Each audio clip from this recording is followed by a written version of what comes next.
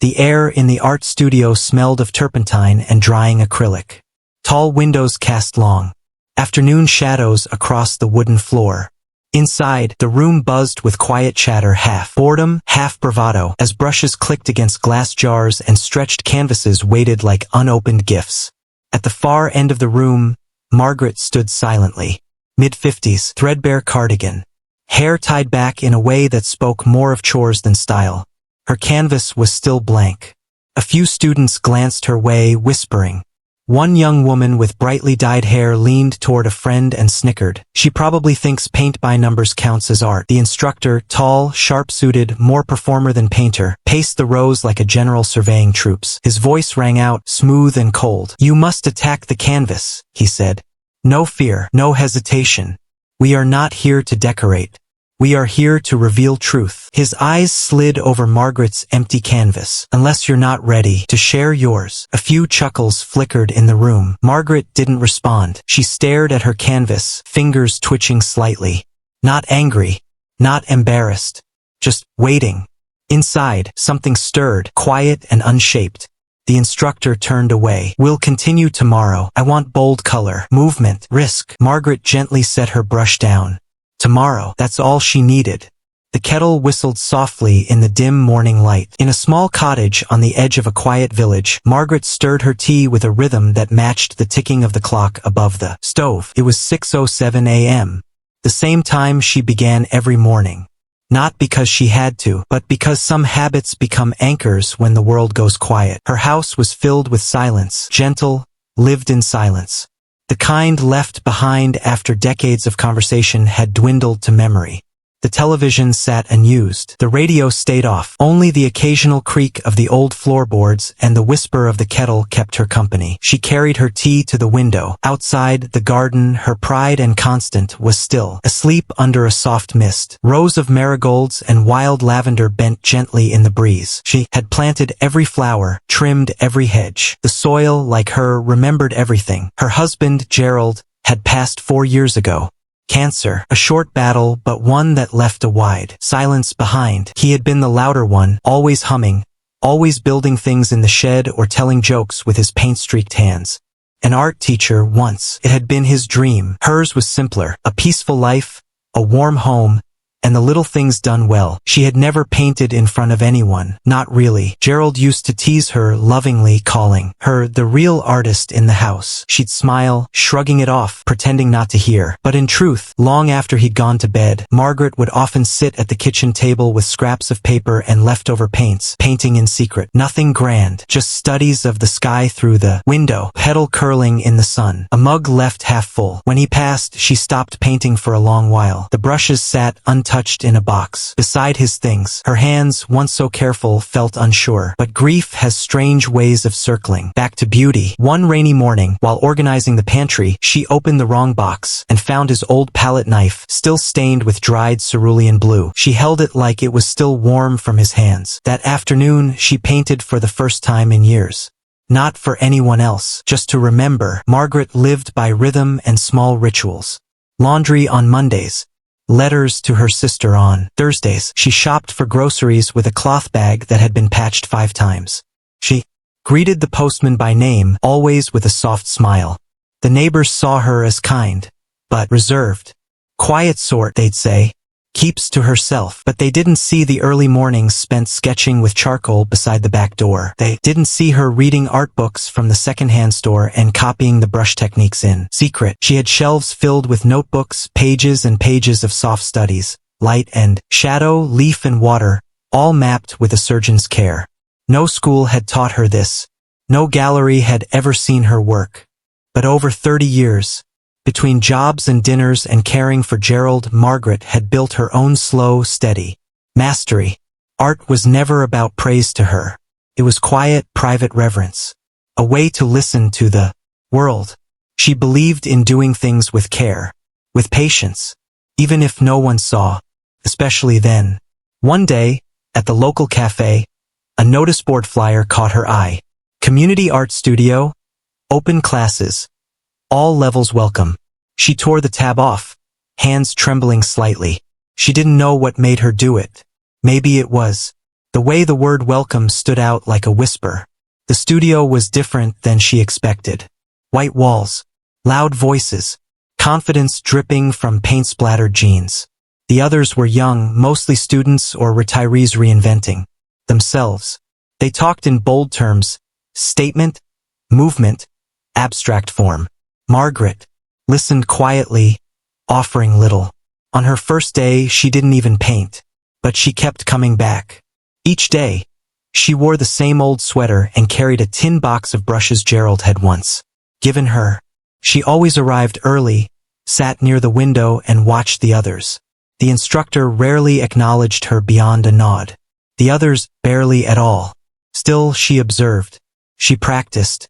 And each night, when she returned home, she recreated what she'd seen, improving, correcting, refining, not copying, learning. She was not there to impress. She was there to understand. That morning, before the instructor's cruel remark, she had stood in front of her canvas for nearly 10 minutes, listening to her own heartbeat, remembering how Gerald used to say, "Don't start until you feel it," and she had felt it, just barely, like a breeze stirring the curtains. But they had laughed, dismissed her as invisible, yet they didn't know what she was carrying. They didn't know what she was about to do. The art studio was hushed the next morning, but the hush was not quiet. It was the stillness before a show, a pause before judgment. Morning light spilled across the high ceilings, glinting off easels and metal palettes. The air held the scent of coffee, paint, and anticipation. Margaret arrived just as the old clock struck 9. Her tin box clinked faintly in her bag. She walked to her usual place near the window, her shoes making soft thuds against the floorboards. No one greeted her. Near the front, 2 students whispered. One wore bold makeup, her brush dipped in acid green. The other sported a shaved head and a leather apron splattered with reds and blacks like a war zone. "She's back," the first muttered with a smirk. "After that masterpiece of blank space yesterday. Maybe it's performance art," the other quipped. "She's subverting our expectations." Snickers followed, hushed but pointed. Margaret said nothing. She took out her brushes and began laying them out. One by one, in order, each cleaned, bristled fanned, handles worn smooth. Ritual mattered, calmed the noise. From the hallway came the sharp clack of polished shoes. The instructor, Lucien Valtieri, entered like a gust of wind, his coat trailing, scarf tossed carelessly over one shoulder. He looked as though he belonged in a gallery opening, not a community studio. His presence drew gazes, demanded space.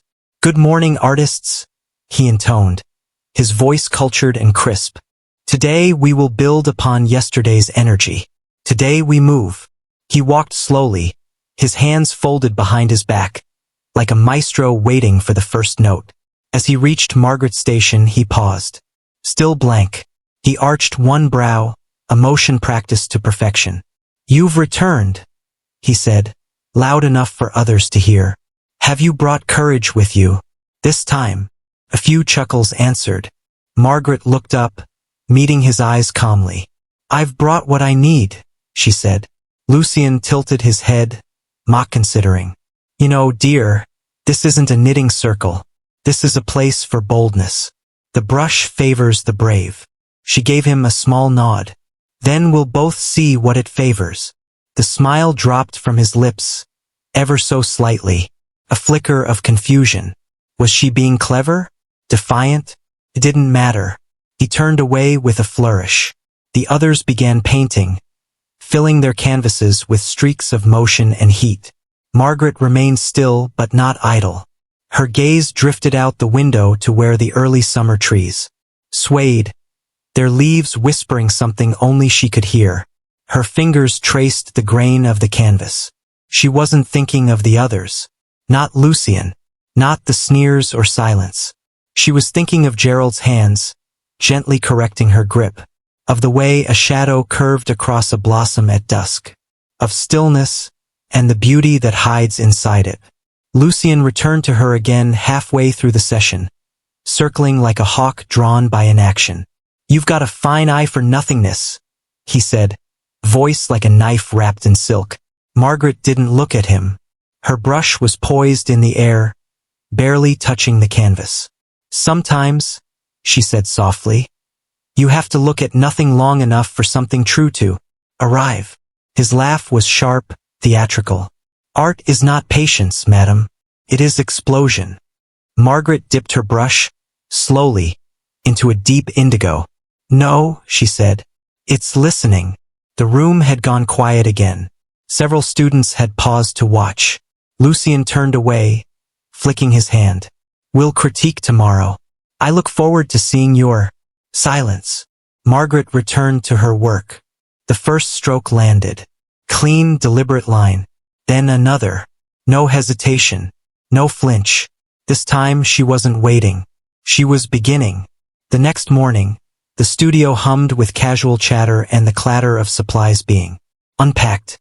Sunlight flooded the walls in golden stripes, catching in the floating dust. The room smelled of fresh paint and expectation. Margaret arrived earlier than usual. She moved quietly, unnoticed, her steps deliberate. Her cardigan was clean but fraying at the sleeves.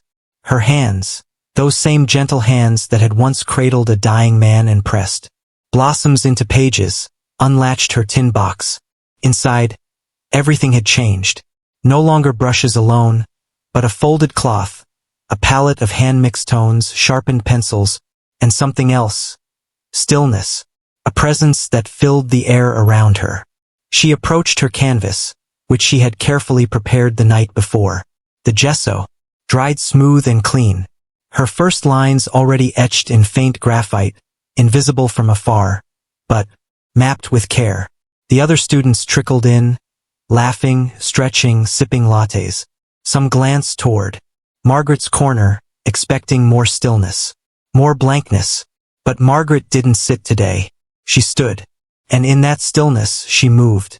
The first brushstroke fell like the first note of a sonata, a rich blend of shadowed cobalt and soft ochre, curving like wind across an open field. She didn't hesitate. Her movements were slow, deliberate, like a pianist's or a calligrapher's, flowing from wrist to elbow to shoulder. She layered light like silk, feathered edges until they breathed. Each color was alive, chosen not for drama but for truth. People began to notice. Lucien, across the room, looked up from a student's painting mid-sentence. His gaze locked on Margaret.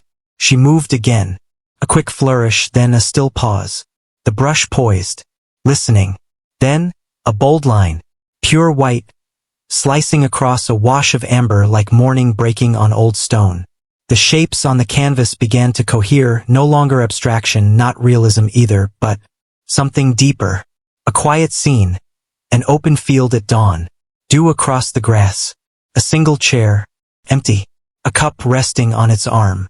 The suggestion of someone just left or perhaps about to return. It was haunting, true, beautiful. A small cluster of students had stopped painting. The girl with the dyed hair leaned forward, brows drawn. Is she? She's good, whispered another. Lucien walked toward Margaret's easel slowly, not striding, not commanding, watching. Margaret didn't flinch under his gaze. The brush turned in her fingers like a baton, and she added a faint shimmer, barely a hint of lavender into the sky's edge. It changed the mood of the entire piece. Loneliness became peace. Stillness turned sacred. Lucien stood just behind her now. For the first time, he said nothing. Margaret paused, then reached for a small tool, a palette knife old and well used. She scraped gently across a dry edge, creating texture in the chair's worn wood. The gesture was practiced, precise. Every detail bore her patience. Every color whispered. She stepped back, tilting her head. The room had gone silent. Even the hum of the air conditioner, once unnoticed, now felt intrusive against the quiet awe filling the space. Lucien broke the silence first. His voice was no longer amused or dismissive. It was quiet, curious. How long? Have you painted like this? Margaret didn't answer right away. She looked at her work, not him. Then, Since before I believed I was allowed to. He stared at the painting again. His mouth parted slightly, but no words came. The dyed-hair girl stepped closer. It looks like a memory, she said softly. But not mine. Like someone else's dream I somehow remember. Margaret nodded, not smiling, but something in her face relaxed. It's my husband's chair, she said. I painted it from memory. That morning light, it only came once. Lucien took another step back. This is remarkable. There was no performance in his tone now. No theater. Only truth. For the first time, he seemed small in the space he usually filled. Students gathered near the painting, but kept a respectful distance, as if approaching a sacred place. Margaret, steady as ever, began cleaning her brushes. One by one, slowly, ritual intact. Lucien looked down, then met her gaze. I was wrong, he said, and unkind. Margaret nodded once. Yes. He blinked, caught off guard by her clarity. No gloating, no bitterness, just truth. She continued cleaning her tools. Lucien turned to the class, clearing his throat. If anyone is seeking a masterclass, I believe you just watched one. A few gasps. One slow clap from the student in the back. It didn't spread, but it didn't have to. Respect had entered the room. Not the loud kind, the kind that lasts. The room had changed. The same morning light streamed through the windows. The same easels stood. The same. Brushes clicked against water jars. But the energy was different now. Slower, quieter, laced with a strange reverence. Margaret sat again, hands calmly folded on her apron, her painting complete. Not flashy, not loud, but present. It sat on its easel like it belonged. No longer hidden, no longer waiting for permission to exist. Around her, the students painted in silence. Not from discomfort but focus. Like something sacred had been placed in their midst and none wanted to disturb it. The dyed-hair girl came over with a hesitant smile. Her voice was softer than usual, as though she feared breaking something delicate in the air. Miss Margaret, how did you learn to do that? The light, it feels like it moves. Margaret looked up, blinking slowly, not surprised by the question but touched by the genuine wonder behind it. I watched the same window for 30 years, she said simply. It teaches you everything if you're patient. The girl nodded, mouth parted slightly, as if memorizing not just the words, but the rhythm of them. Another student approached, then another. A boy with charcoal-streaked fingers asked what brush she used for the sky. A woman in her 60s, a beginner, asked if she ever taught private lessons. No one spoke over each other. They waited. They listened. They leaned in when she answered, as if trying to catch every drop. And Margaret? She didn't glow or beam or perform. She answered gently, honestly, with the same grace she brought to everything. She was not there to impress. She was there to share. Lucien stood off to the side, arms folded, his posture less rigid now, more human. His eyes lingered on the painting, then drifted back to Margaret. He approached quietly. No dramatic flourish. No sweeping entry. Just a man, uncertain, trying to understand something he'd missed. I didn't see you, he said. Not really. Margaret didn't look up. You didn't try. He winced but nodded. That's true. I mistook silence for absence. It won't happen again. A pause. Then Margaret glanced at him. It never bothered me. Not really. I wasn't here for you.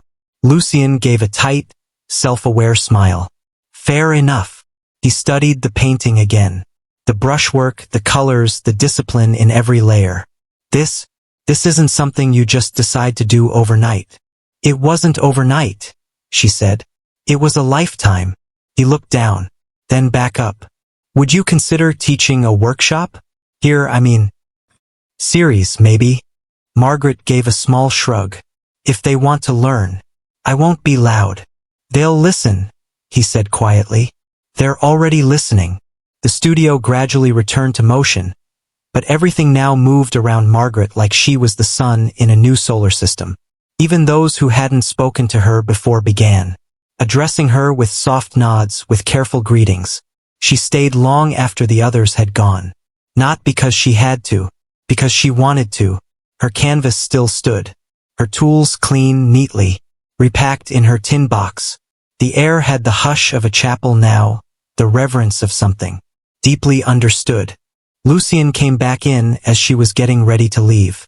He looked different, less composed, more real. He held something in his hands.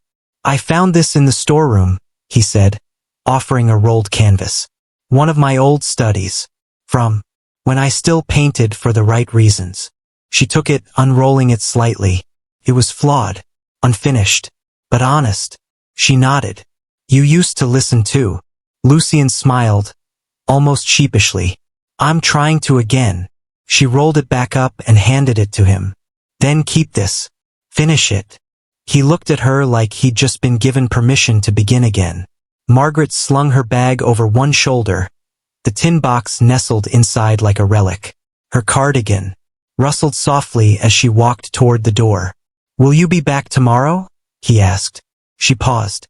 "I'll come," she said. "But this time, I'll teach myself out loud." Outside, the sky had softened into a watercolor wash. Hints of violet and gold chasing the edges of the clouds. Margaret walked home at her usual pace, neither hurried nor slow. She passed the postman. He tipped his cap with a little more warmth than usual. Back in her garden, the marigolds leaned toward the light, as if bowing in quiet applause. She went inside, placed her brushes back on the table by the window, and sat down. Outside, the wind stirred the lavender. Inside, Margaret smiled. Not for praise, not for pride, but because something had finally unfolded. And it was seen. 3 weeks later, the studio smelled different. Less like uncertainty, more like purpose. The room still bore its familiar trappings. Wooden easels, cracked floorboards, tall windows, but something new had taken root. It wasn't in the paint or plaster. It was in the silence between brushstrokes, the attentiveness in students' eyes, the open chairs that filled. Early now, not last minute. At the center of it all, Margaret.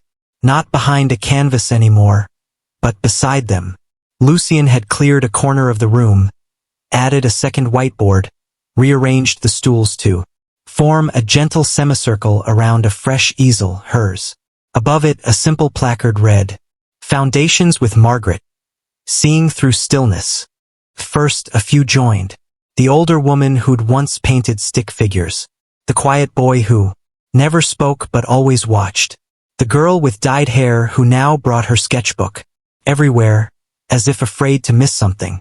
And then others came. People from other classes. Community members. Beginners. Returners. One woman admitted she hadn't touched a brush in 30 years. "I just didn't think I had anything to say," she whispered to Margaret. Margaret had simply smiled. "You do. You just haven't learned how to listen to yourself yet." In her classes, there were no spotlights, no dramatic gestures. She didn't teach color theory the way Lucien did with flourish and lectures. She didn't talk much at all, really, not unless it helped someone see. Instead, she demonstrated. "Watch how the light rests," she said once, gently guiding a student's gaze to the subtle blue in a shadow. She taught them to wait, to breathe before painting, to stop trying and start observing. She showed how to load a brush with intention, how to stop just before you thought you should, how to let silence fill the space between marks. Lucien sat in once, then again, then weakly. He didn't interrupt.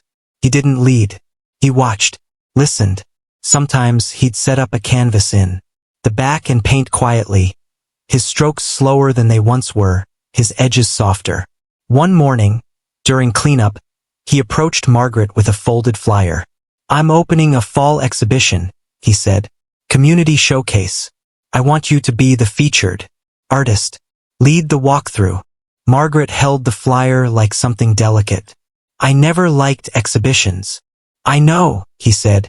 "That's why this one's different. No podiums, no wine, just your work. And Your voice, if you'd lend it. She didn't answer right away.